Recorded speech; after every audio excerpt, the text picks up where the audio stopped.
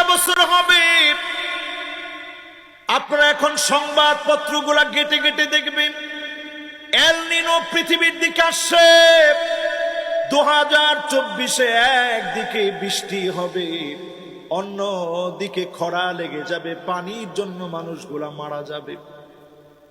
এই যে পৃথিবীর ভয়াবহ অবস্থা আসবে, অন্যদিকে বরফগুলো গলতে শুরু করেছে। নিচে থাকা 50,000 বছর আগে, কত বছর?